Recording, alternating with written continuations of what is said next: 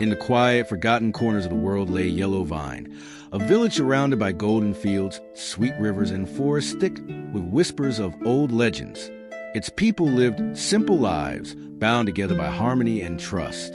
Among them was a boy named Jack.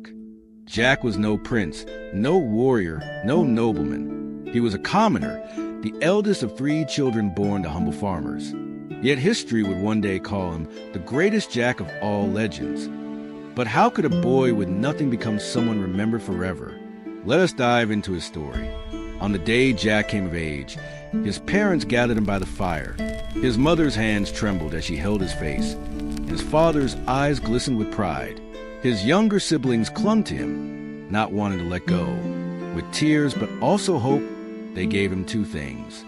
1, a sack of 50 gold coins, their life savings. 2, a bag of simple clothes for the long road ahead. Go, Jack. His father said, his voice steady though his heart ached. Make a life of your own. The world is wide, and destiny waits for you.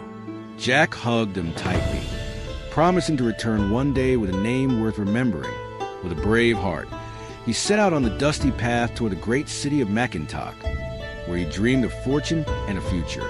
On his journey, Jack met a wandering merchant with eyes as sharp as a hawk's. From his cart, filled with trinkets and strange relics, the man pulled out a wooden sword pendant, carved with runes too ancient for Jack to understand. Said the merchant, his voice low and knowing, "This will protect you from harm. It is not just wood, but a guardian in disguise." Jack chuckled, thinking it just another way to sell a pretty charm. Yet, something about the pendant called to him. He bought it, tied it around his neck, and continued his journey. What he did not know was that this pendant would one day decide his fate. By the time Jack reached Macintock, the city was not the glorious place he imagined. The air was heavy with sorrow, the fields dry and withered, and whispers of doom filled the streets. He soon learned why. A great conflict had erupted between the king and a poor peasant. The peasant's son had, by ill fate, looked into the royal chambers while the queen was dressing. Though it was but an accident of curiosity, the king declared treason against the crown and ordered the boy's execution.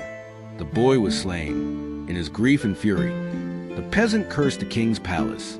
From his hand spilled magic beans, glowing with dark enchantment. He hurled them into the royal gardens, and before anyone could stop it, the beans sprouted into a massive stalk, green and thick, growing higher and higher until it pierced the clouds.